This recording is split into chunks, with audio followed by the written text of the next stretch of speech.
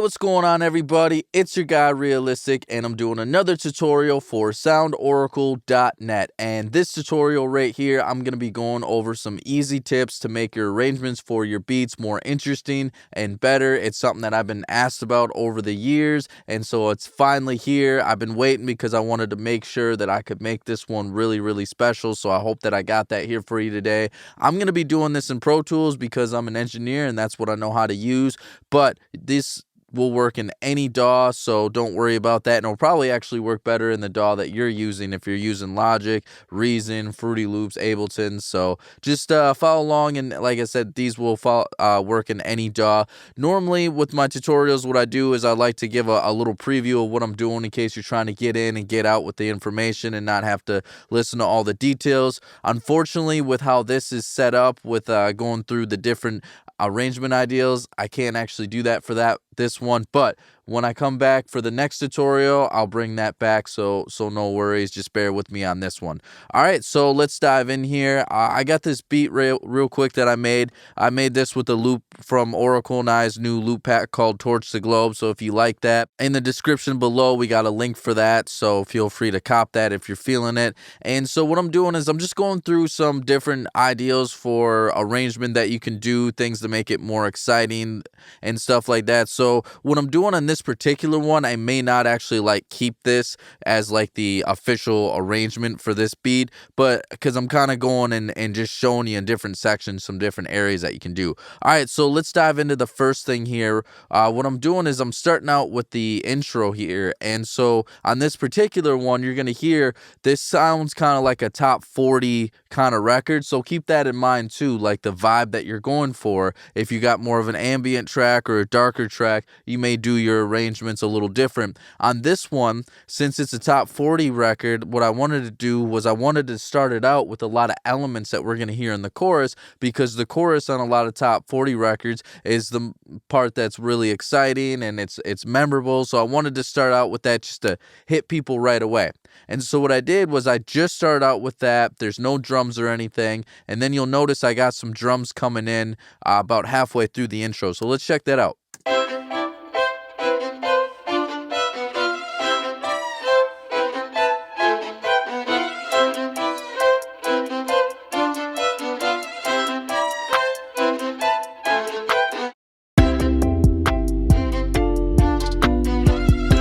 All right, so we got a couple things going on here, right? So I said the first thing that we're starting out here is there's no drums, and that kind of just, when it comes in right there for this particular one, I felt like just having the instruments playing and stuff like that would kind of give a cool striking feel. And then what I wanted to do was, by adding elements later, I wanted to kind of add a building feel. None of this is gospel, though. If you want to start out with drums, go for it. These are just some ideas that you can do. But so what I did was I brought in these hi-hats, so all of a sudden we feel like there's something building, right? So it feels like we're going someplace. And then what I did, there's two things here to take note of. First, when we go to this new section, in my mind, this new section is the verse, right? And so we go from intro to verse. If you notice, elements of the track have changed. So we got this. So we have some new stuff in the new section, and we have some stuff removed. Some of the violins have been removed, and now I also have a new area with some chords. And those aren't in the intro, and so it lets the listener know that this is a new section. And another thing too that I did here was I took this little area and I cut it out. So what I'm doing with that right there is it just kind of adds a little bit of we bring in silence, and so by doing that, it drops everything. We go to 0, and then when the new section comes in, it feels like a bigger impact. It feels like things got louder, even though they didn't, but in a way they did, because for a split second, things went to absolute silent and then came back in. So let's check that out and pay attention to the drop and on how the impact is on that.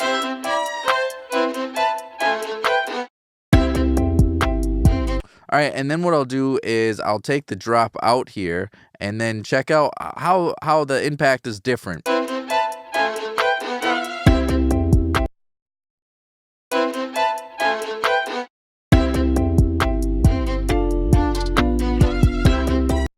So just kind of something to think about right there is you can use drops to kind of help your arrangement and build excitement and let people know that something new is coming in and just kind of add like an emotional feel to it. All right, so then something else too that you can do for your arrangements is sometimes you don't always have to like take things away necessarily as far as instruments or other elements. Sometimes what you can do is you can add effects or something like that, and that will give a different feel to your arrangement. And so on this particular one right here, I added in some filter sweeps, where we've heard this trick a lot, where you just take out the highs for a little bit, and so everything kind of feels muffled and underwater. So let's check that out. And you'll notice right here, I'm using automation to kind of have it go down and then sweep back up, right?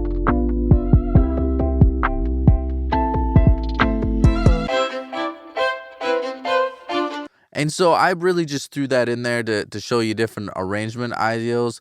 But something that I would actually probably do if I were to do a sweep like that is I would introduce the drums to come in next. And so I'll let you hear how that sounds, because a lot of times what I like to do with filter sweeps like that is when everything comes back in, I really want there to be a big impact that just smacks. So I'll show you that.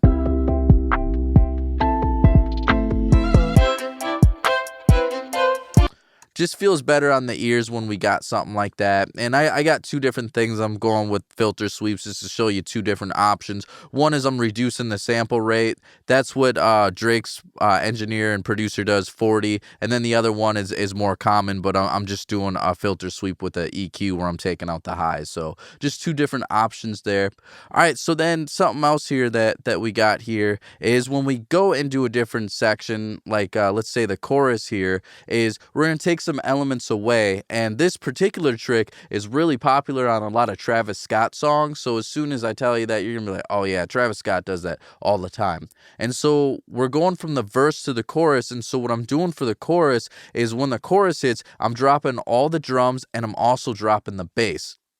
And the reason why I'm doing that is because now I can let the chorus feel like it's going to build up and get bigger, because I've taken things away. And so that's something to think about too, is when you want things to feel like they're going someplace and building, what you got to do sometimes is you got to take some stuff away.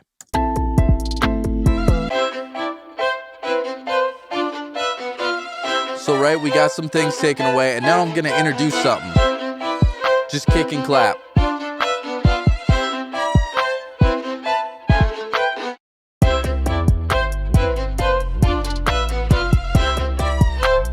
And so now what I did was when the chorus, the second half of the chorus comes in, I brought everything back in. Now we got the drums, we got the bass, and you notice too, I did something halfway through the first part of the chorus with the kick and the clap here to kind of add something to where it feels like it's building, it's going someplace, right?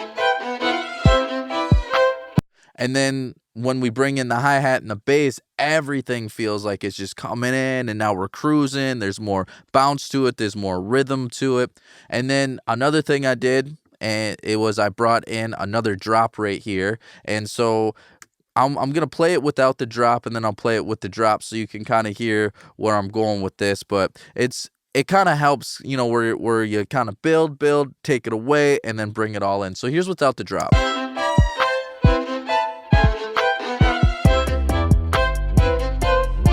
And that's definitely something that you can do, you know, so don't feel like you always have to do the drop. But I also want to play it with the drop so you can hear, you know, some different options.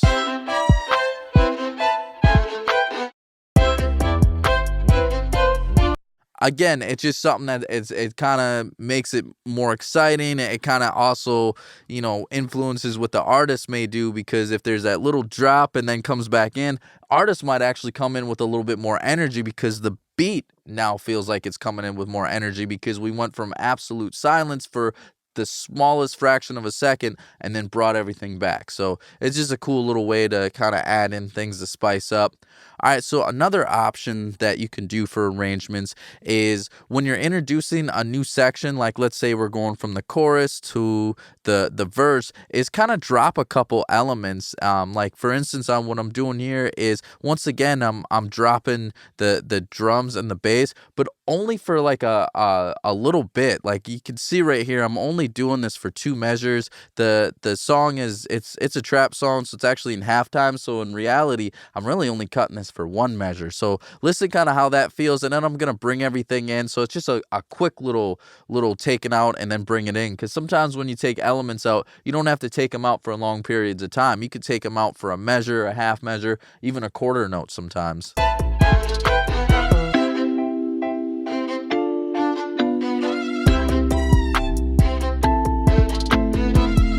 So you kind of see what that does, and that can also influence what the artist or the rapper is gonna do right there too, because just for like a moment, things have dropped out, and so it kind of makes the artist a little bit more vulnerable as far as the lyrics are now more present, and you almost have to pay attention to them. So in some ways, it might force the rapper to say something kind of slick right there, because if everything's dropped out and just like the main focus is those lyrics, you don't want to say something that's lame. You want to kind of come up with something kind of cool in that. So you can always use those tricks to influence what the rapper's gonna do. And then another thing too is you don't have to cut several elements. Sometimes maybe just cut something where on this particular one, all I'm doing is I'm cutting the kick drum. And so, you could also do it where maybe you just cut the hi-hat for a little bit or just cut the clap. And so when you do that, you kind of add like a free flowing kind of vibe to it. And so listen to it where it's just with as far as the drums are concerned, it's just the clap and the hi-hat going off. Just listen to how it kind of just feels more flow free, and there's kind of a little bit more of a swing to it.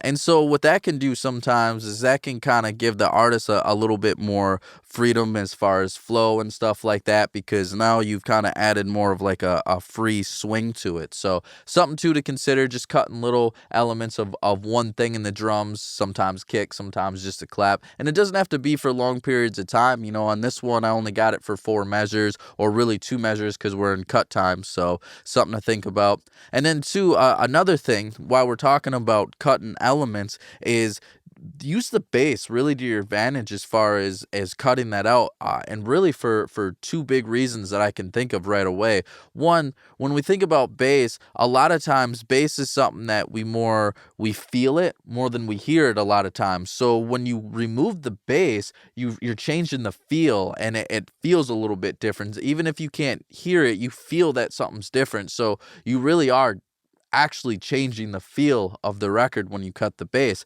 Another thing too to think about when you cut the bass, it's really cool, is it kind of gives your ears a little rest from the bass for a second. And so when the bass comes back in, it's more exciting. It feels better, especially like when it just hits right when it comes back in. Now all of a sudden, like, we're feeling the bass again, and it feels like there's more energy, and it just feels better versus just having bass through the all like 3 or 4 minutes of the song. You can kind of get worn out on it. So this lets you kind of use your bass as ear candy.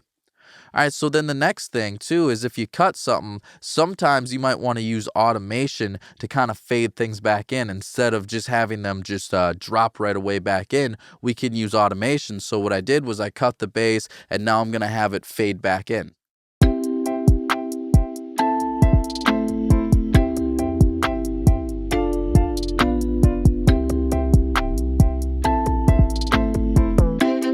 It just kind of adds like a building feel to it where things feel like it's going someplace. So something to think about there.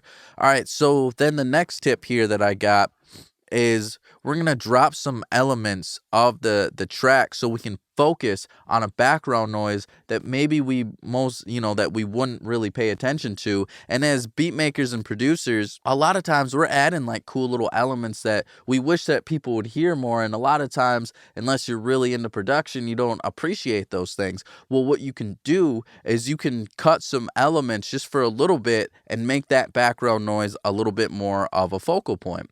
And so the example that I have here is this violin arco right here, right? So I'll solo it. So when I play it with the full beat, it kind of gets drowned and kind of lost in it. because there's so much going on right there, right? And so what I'm doing here is just for a split second, I'm cutting some elements. Like I cut a lot of elements actually. I cut the bass, I cut the clap, I cut the kick. I even cut like a lot of little elements too, as far as like the violin falls and the staccato elements. And so what I got here is I just have the chord progression and I have that arco playing with some hi-hats. And so kind of listen, when that comes in, we're almost going to pay more attention to this arco.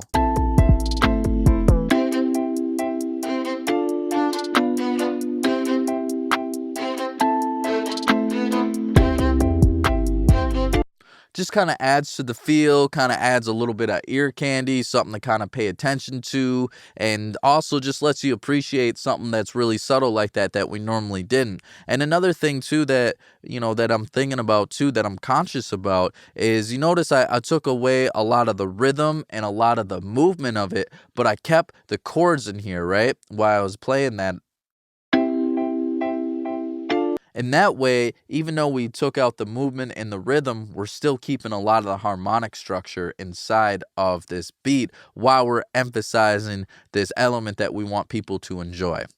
All right, so let's move on to the next part here. Is I added a rise, and rises or sweeps are something that can really add some cool like transitions and something that you want to think about when it comes to your arrangements. And so what the rises will do is it will kind of make it feel like the whole beat is slowly getting louder, even though there's only one instrument that's really getting louder, and you don't have to crank it either, but it feels like it's getting louder, and it also feels like it's going someplace. So think about what that's going to do emotionally to your listeners if we feel like we're going someplace. So let's check that out.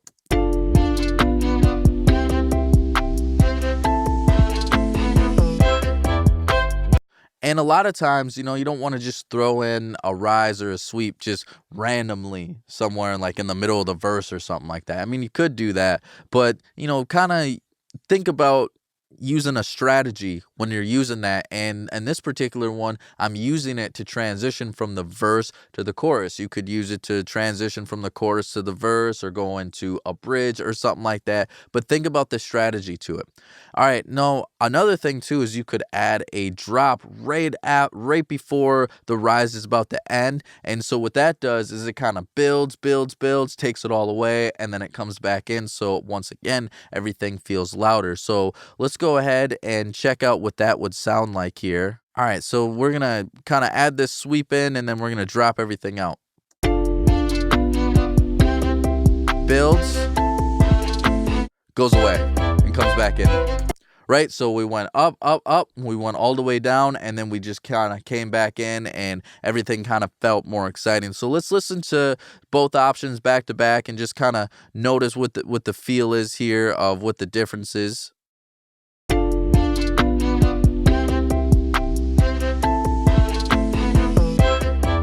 And then with the drop.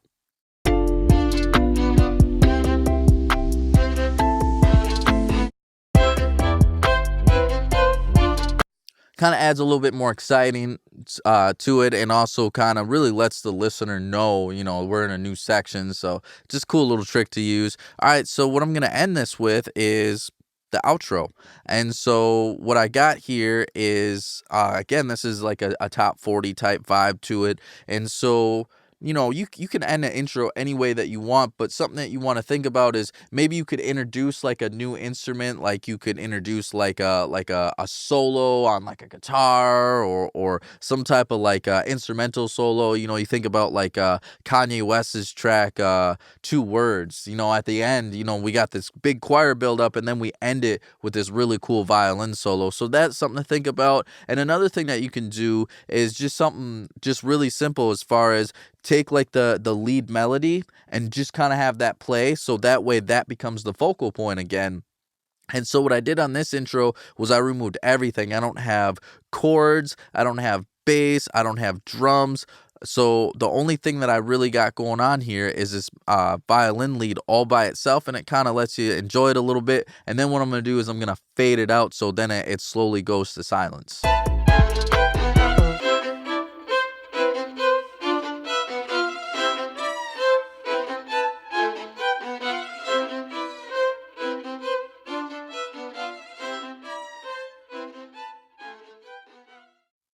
right? So pretty simple right there.